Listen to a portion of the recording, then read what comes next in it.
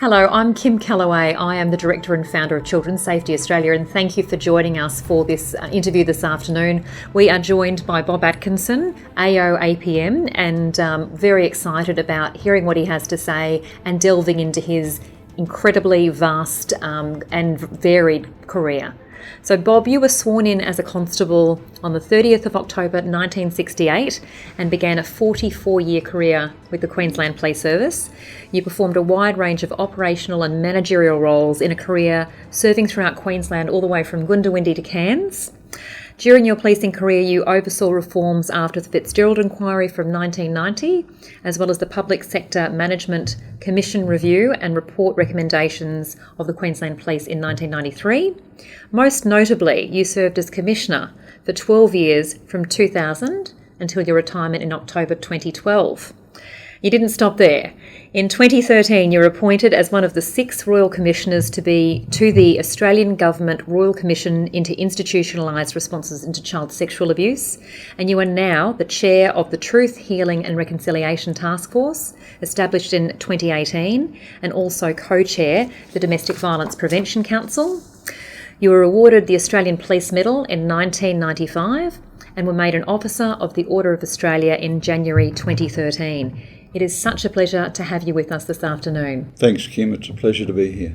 Okay, I've got a few questions for you and hoping to span some of those roles that I've just mentioned. So let's look at your policing role to start with.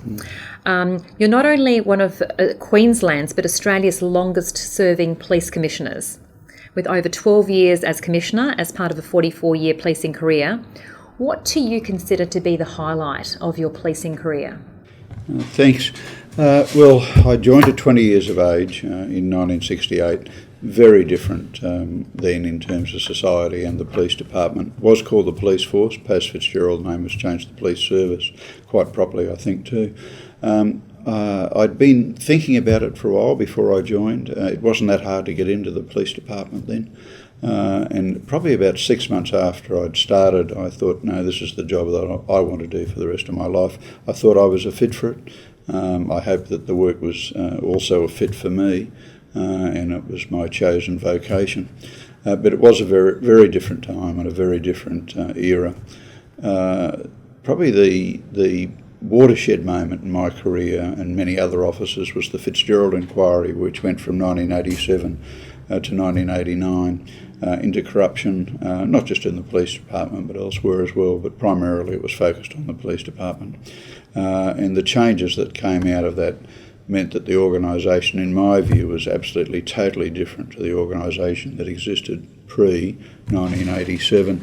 After the Fitzgerald Inquiry, the department called on officers who were interested to be involved in the implementation of the reforms and the recommendations of the report.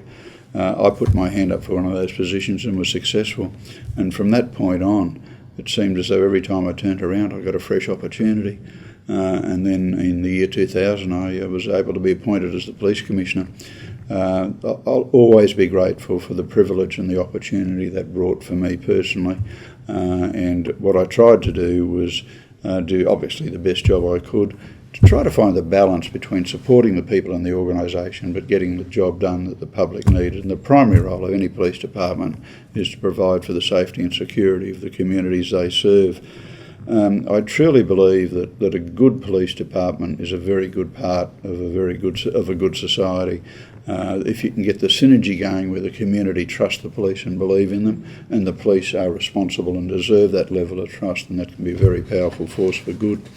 Probably the one standout for me was what's called the Summer of Disasters. That's as Commissioner at the end of 2010 and into 2011. 3 cyclones, flooding across most of the state, and that incredible event in January 2011 that was called an inland tsunami that started in Toowoomba and roared down the Lockyer Valley and took out the little town of Grantham. And to be able to be part of the response to that, which went on for 3 or 4 months, and just travel the state and to see the courage and resilience of people throughout the state, that was just something to be very proud of. So, very fortunate, in my case, a very fortunate career. I suppose the other side of that too was the chance to travel all over the state and to go to places that many people would never get a chance to see. For example, Saibai Island, the most northerly island in the Torres Strait, and you stand on the northern beach of Saibai and look across probably 5 or 6 or 7 kilometres, and that's Papua New Guinea, another country which is still in Queensland, and Australia of course too. So I'm again grateful for the chance to have had that career. Very good, thank you. That's so many aspects there, from disasters to making the most of opportunities to having that recognition of the people that we work with. Yes, indeed, brilliant. Absolutely. In 2013, you were appointed as one of 6 Royal Commissioners into the Australian Government Royal Commission into Institutionalised Responses to Child Sexual Abuse.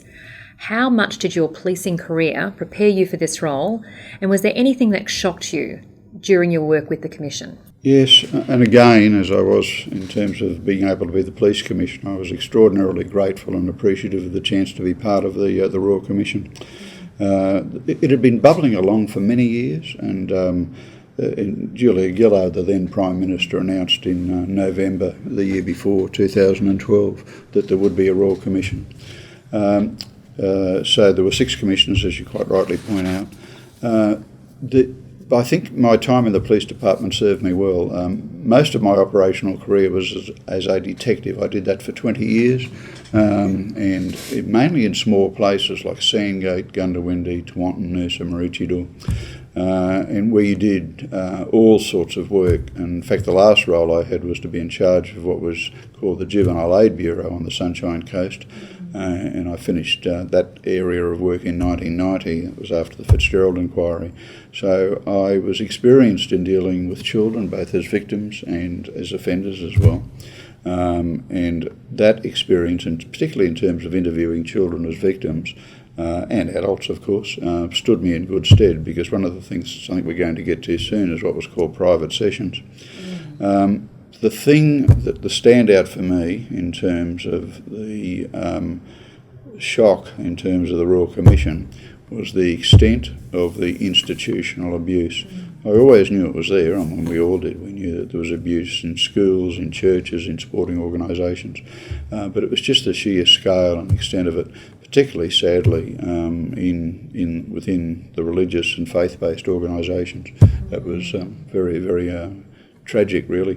That so many children were betrayed, and so many people, when they became adults, were betrayed for so long. So during your time at the Commission, you interviewed many survivors of child sexual abuse, some who disclosed their experience of abuse for the very first time. So from your experience, how important is it for survivors to disclose their experiences of abuse? I think it's critical, I do. And the Royal Commission was intended to only go for 3 years initially, which is a long time for any inquiry. But part of the terms of reference said that we, that's the 6 commissioners, were to listen to what had happened to the people with lived experience of child sexual abuse and give them an opportunity to talk about that, and also, if they wished, to make recommendations. And we wondered when we started whether people might actually come forward and talk with us, people they'd never met, about something that was so deeply hurtful and painful in their lives. We need not have been concerned about that. In the end, over 8,000 people came forward and took part in what we call private sessions. The chair of the Royal Commission, a Supreme Court judge named Peter McClellan, was able to get the Royal Commission's legislations changed to enable us to guarantee those people absolute privacy and confidentiality, so they could come and talk to us and know that nothing they said to us would ever be able to be released under any process, unless they wished it to be, of course. Whether it was a court order, subpoena, freedom of information, right to mention, it was sealed and completely private. And for many people, that privacy and confidentiality was terribly, terribly important. We went about the Royal Commission in 3 ways: the private session hearings, public hearings, which are rather like court cases, and the third was a major research area. But certainly the private sessions were just incredibly important, I think, and the courage of those people who came forward. For some, they just wanted absolute privacy and confidentiality, and it was incredibly moving to sit across the table and listen to someone's story about abuse that had happened to them, child sexual abuse in an institutional context, in some cases more than 60 years earlier. And for some people of very, very mature years, they wanted to preserve their privacy and confidentiality, but they just wanted to tell someone before they passed away. They wanted someone to know what had happened to them, how it had impacted on their lives, how it had been responsible for them perhaps not reaching their potential or their behaviour in certain ways. And just to be able to be the person listening to those stories was again, an enormous privilege. That was, I think, fundamentally important. Not everyone, of course. Some people had been advocates for exposing the abuse that had gone on for many years, and they were quite open and had been to the media and the press.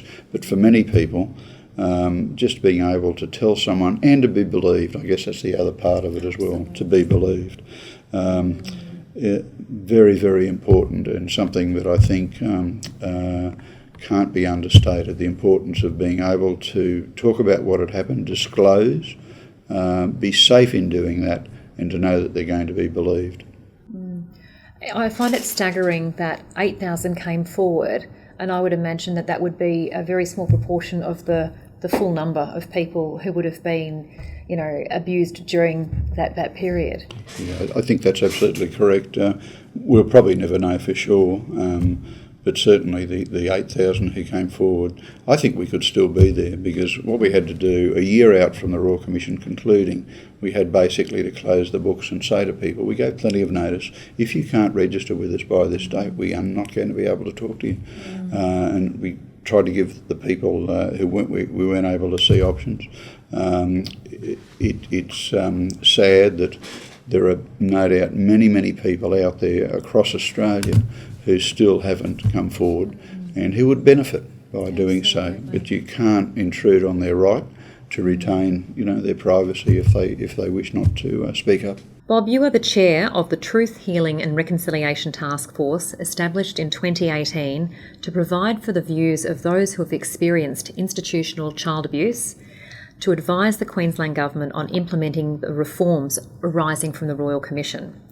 How important is it for us to acknowledge the harm done and to compensate and support child sexual abuse survivors? Well, I think it's very important, Kim. People might think that we had a Royal Commission that went for 5 years and cost a lot of money, which it did, came up with 409 recommendations, which generally have been accepted by Australian governments across the country. But the task is not over, far from it. So there's still a need for those recommendations to be put in place and to be genuinely put in place. We'll probably come to this later, but children being abused in an institutional context, sadly, is not the greatest area of abuse of children. Most children are abused in their own family circumstances. But in terms of the importance of awareness of the extent of harm, I think that is something that we still need to have the public become aware of. In terms of what people are seeking, it would seem as though generally that's 3 to 4 things. But in particular, and given what, as we just talked about, they want to be acknowledged for what happened to them, they want to be believed. Some would seek financial compensation. That's a difficult area, because what amount of money compensates a person for a life that was stolen from them? But there are ways to go about that. There's currently a national redress scheme. There's also, if it's appropriate, for people to take civil action. And it's also possible in some cases for people to go to the police and take criminal action and have the person hopefully successfully prosecuted for what they've done. Apart from financial compensation, many people would seek professional counselling from a psychologist or perhaps psychiatrist. Many would also like an apology from the institution in terms of the institution acknowledging what had happened to them. And some, not a lot, but some are also interested in knowing what the institution has done again to ensure that what happened to them doesn't happen again in the future to another child. So all of those things are important for people in terms of acknowledging the harm and recognising what an appropriate response should be. It's just a personal view of mine, but all child sexual abuse is a crime and a serious crime. There's absolutely no doubt about that. But my take on it is that it's beyond that. What I think and believe happens with child sex abuse is that the offender, the perpetrator, the parallel I would use is this. It's a bit like a violent street robbery. But what is stolen in that violent robbery is not the child's money, credit cards or mobile phone. What is stolen from the child is their trust, their innocence, their well-being and their potential. So it's a terrible, terrible thing. And it's not something that we should think, well, because we had a Royal Commission, this is over, done and dusted and all fixed. There is still much more to be done. I think framing it in that way, I haven't heard that comparison before, and I just see that for people who I guess who don't have that understanding, that's a really good way of just sharing the impact that we're talking about on a child. And I think that's absolutely wonderful that you can paint that picture just so people can understand. It's profound, the impact, yeah. And one of the saddest things was to have people tell you that they knew that they could have gone on to achieve things, but because, for what it's worth, I think our whole society is based on trust. I mean, no one, when they drive their car, stops at a green light because they think the person coming the other way might drive through the red light. Their whole society is based on trust, and if we didn't have a society based on trust, it would be chaos. But the perpetrators, in terms of child sexual abuse, just take advantage of that situation because nearly always they're in a position of trust in relation to the child, and the harm they do is immeasurable. Yeah. Absolutely, and that broken trust is very difficult to repair, isn't it? It is, yeah. Yeah, not impossible, I suspect, and certainly the courage of people and the character who went on to have very, worthwhile and fulfilled lives and overcome the experiences that they've had is commendable. But of course that didn't happen for many. Yes. Their lives basically went off the rails. Yes. I think as a prime example of one of the survivors that have been able to go on as Grace Tame, with the incredible successes that she's had in her very young life to date, to have gone from not just a singular experience but a number of experiences. Just a phenomenal young lady. I couldn't agree with you more. I thought that was great to see that she was awarded the Australian of the Year. And another positive sign associated with that is that some time ago, this is one of the taboo subjects, child sexual abuse. There just wasn't language for it. So it's really important that these things are out in the open. Now, that's no criticism of people who don't want to step up and be a public figure, but it's a great credit to Grace Tame that she's been prepared to do that. Absolutely. So, Bob, during your time at the Commission, I would imagine you've developed an even greater, and from what you've just said, that's obvious, understanding of methods used by child sex offenders, particularly in an institutionalised setting. I guess my question has got three parts to it, so bear with me. What part do parents and other protective adults need to play in terms of knowing better about the methods of the offenders to protect their children, and also teachers and police? In terms of other key players from that prevention perspective, but being aware of what we're dealing with. Yes, no, thanks. That's such an important area, and it's part of maintaining the momentum. Teachers and police, I think, are right up there in terms of the most important people involved in institutional child sexual abuse, but not just institutional abuse, family abuse, familial abuse as well. I would hope that in terms of the training of teachers, that part of that training incorporates signs and signals that a child might be being exposed to abuse. Obviously, within any institution, including all schools, whether they be public or private, it's important for all the staff to be aware of the issues in their own workplace, in their own place where they care for children. But I think the role for teachers, and we ask a lot of our teachers, we do, but they have such an important role because just about every child goes to school. So if teachers can be aware of the signs, and make referrals where they are concerned about the well-being of a child, I think that would be a very good thing. I think the police could be well and truly involved in that process as well. Education and awareness for both adults, the public, but children as well, that there are people that they can turn to, that they can talk to, and that they can be safe in doing that. And obviously there's a mix between prevention and response, but a good response and a proper response can ultimately help in prevention absolutely as well. If I could just for a moment, Kim, just talk about what I think are the three areas where children can be abused. The first is in institutions that have the care for them. The second, sadly, which is the vast majority of abuse, is in their own family circumstances, familial abuse.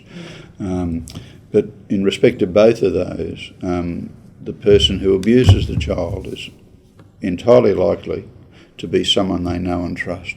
And sadly, those people, what a terrible thing to be good at, but in some cases they are, in terms of grooming the child, recognising a vulnerable child, but not just grooming the child, grooming the whole community. And that applies whether it's institutional or familial. They're a person who people trust and believe in, and that makes it so much harder for the child to speak up and say something about it. This again is just my view. I think there are two types of offender in this space. There's the opportunistic offender who sees a child and decides to target that child. And then even worse than that is the serial predatory offender who just goes on and on and on. Now the third area, of course, to keep children safe from abuse of this nature is the stranger danger concept. And under no circumstances would I ever want to be critical of that. That is so important that as part of the education of children's safety, that is something that people are aware of. But the sad reality is that, and it's a good thing, I guess, that the sorts of matters where a child is abducted by someone they don't know and comes to terrible harm or is murdered. Fortunately, those things are very rare. The vast majority of children are at risk, sadly, from someone they know. I think probably the best thing that came out of the Royal Commission in this space was the 10 child safe standards, which all Australian governments have now agreed to adopt. They've been renamed, rebadged. They're now called the 10 child safe principles. But they're very similar to what the Royal Commission came up with. And the first two of those are terribly important. The first one is that the fundamental thing is the governance, leadership and culture in institutions. It must start from the top and be driven from the top and be maintained. And the second is that children should be listened to and believed and given opportunity. Children won't necessarily blurt out everything that's happened to them. They might test the water to see what the reaction is. So they might say something like, I really don't like Mr. Jones, knowing that everyone else does. And if they're shut down immediately, then they won't go that next step. I also think this, that whilst the 10 child safe principles apply to institutions, that it's arguable that they can also apply to families. And again, the first two, leadership, culture within a family, and that children are listened to and taken seriously, and that people are interested in them and their safety and what they've got to say about things. So I think that much of the material that's in the 10 child safe principles for institutions can be applied to families as well. Still, though, there is a very, very long way to go. But it's so important that we keep at this and maintain the momentum just into the future. That is just so important. We also need to do that with a healthy balance of common sense. Everywhere across Australia, every weekend, it's inspiring to see the number of people who volunteer their time, usually in children's sport, but other worthwhile activities as well, who don't get paid. They just, whether it's netball or soccer or cricket or whatever it is, that they do this. And that's a really great thing. So what we have to ensure is that whilst we have policies and practices and procedures in place in institutions, particularly sporting institutions, that we don't deter people of goodwill as well from being involved. There's a balance there to be struck, but it's an important one as well. Well, that is just such a fantastic answer. I love that you have been able to identify how the child safe principles can be adapted to within a family environment. And I think some really key tips for parents there about valuing their children, listening to, believing, giving them opportunities to speak up, being savvy enough to know that if they do start to question about something, that might be something to follow. There might be something underlying. It might not just be the question that as it seems. That's right, Kim. Or a change of behaviour. One of the things that really struck me in private sessions was the number of people I saw whose behaviour changed dramatically. And no one ever sat down with them and asked them why. They were just written off as unruly or problematic teenagers.